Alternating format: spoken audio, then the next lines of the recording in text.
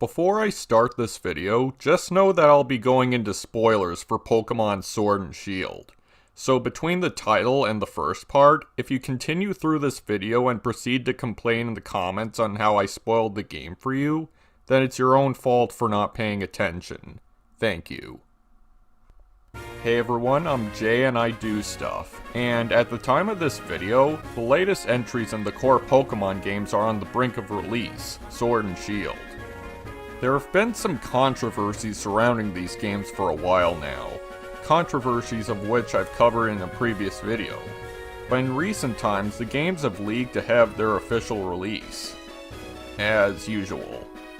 However, because of these leaks, we have more of an idea of how bad these controversies actually are. The biggest of these controversies being the fact that not every Pokemon will be able to be transferred to these new games, as in they won't be in the game's code. I made another video not too long ago speculating on which Pokemon won't make the cut. In that video, I speculated that most of the cut Pokemon would be legendaries and starters. Now that the games have been leaked, turns out I was mostly right. Asterisk. Make that the biggest asterisk in the world. Turns out that a lot more Pokemon have been cut than I and most people had even expected. Not counting the recent data mine, the Pokedex for the Galar region contains an amount of 400 Pokemon total.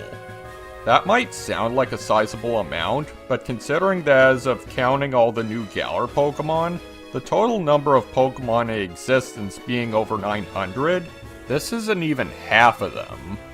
They cut more than 500 Pokemon out of the code of the games. And for what? Giant Pokemon? A small open area? Cooking curry? Now you might be thinking, surely they must have added something big, new and exciting if they had to sacrifice over half of the Pokemon, right? Well, now that the games are actually out or leaked, let's take a look at what the games actually have. Disclaimer, I haven't played the games myself, so I'll have to rely on what other people said they've experienced. In the past, Game Freak has stated that some of the reasons they cut the National Dex were for higher quality models and animation, gameplay balance, and the sheer amount of them. However, I also heard them say a while later that another reason was so that they could focus on new features and gameplay modes. You know, gameplay modes that no one will end up playing.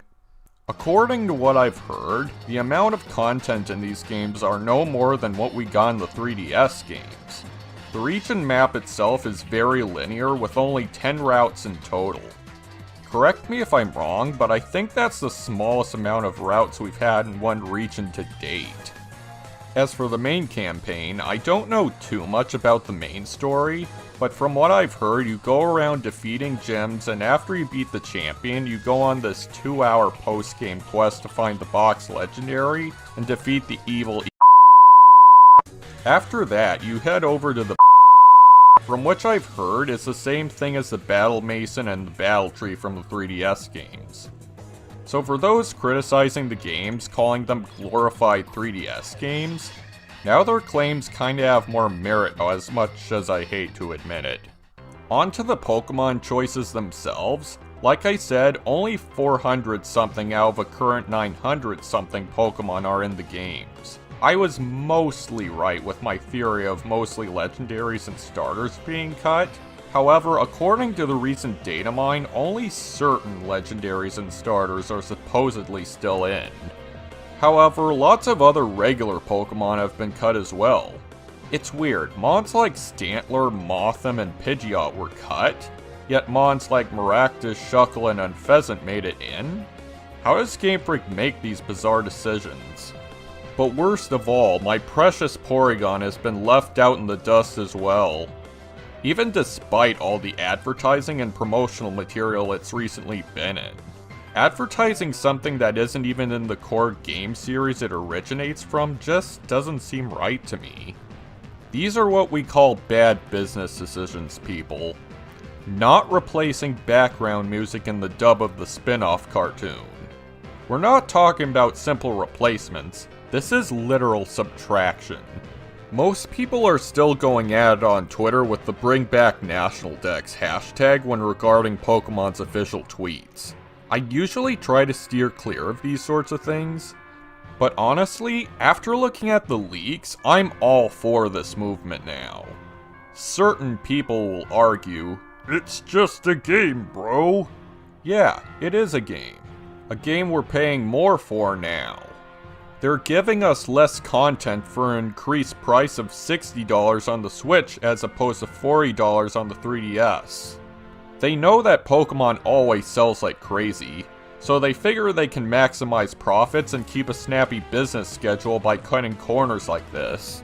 This is corporate greed at its finest. One thing that worries me is that this new hashtag has started to pop up being "Thank you Game Freak." I get that Game Freak makes the Pokemon games and that a lot of work has gone into each installment, but I can't help but worry that this new hashtag is encouraging them to keep up this new cutting corners practice.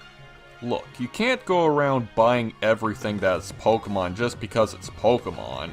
Being a sheep isn't healthy, especially when Game Freak considers less than half the Pokédex a complete product. This kind of practice is not good and something needs to be done. And no, I don't mean hate and bully the developers. For every National Dex hashtag on Twitter, there's always one person that scolds them and tells them to shut up.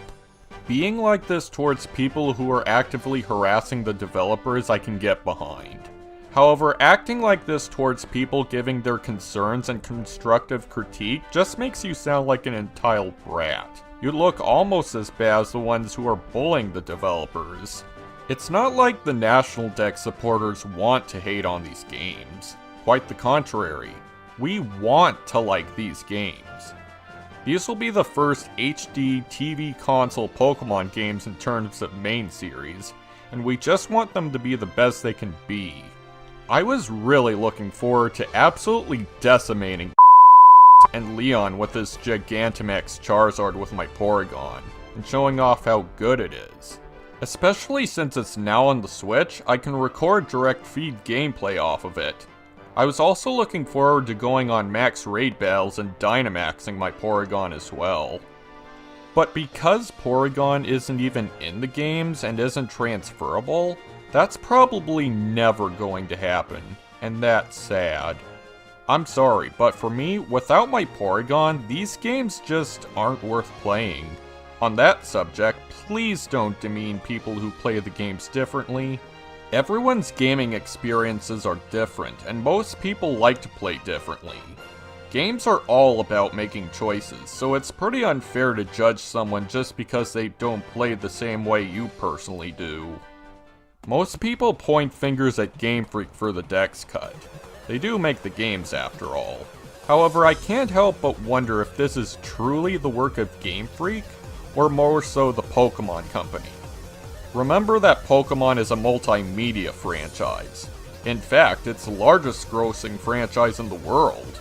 So my hunch is that the Pokemon Company is rushing Game Freak to push out these half-baked games now just to reach marketing deadlines for the anime, toys, the card game, among many others. If that's the case, then that's really sad and low for Pokemon. Is there anything else consumers can do though? Like I said in my first video regarding this subject, the best thing we can do is simply not buy the games and keep voicing ourselves in a respectful and constructive yet critical manner. But even this isn't very likely to work since Pokemon is too big to fail. But money talks, and if they don't make even with profits, perhaps then they'll consider listening to us fans. If we really want all our favorite Pokemon, it looks like we'll just have to play through Ultra Sun and Ultra Moon for the next few years. Oh joy. I know I'll be playing through my own Pokemon Pink version for quite a while instead of Sword and Shield. So until I start that playthrough, I'll see you next time.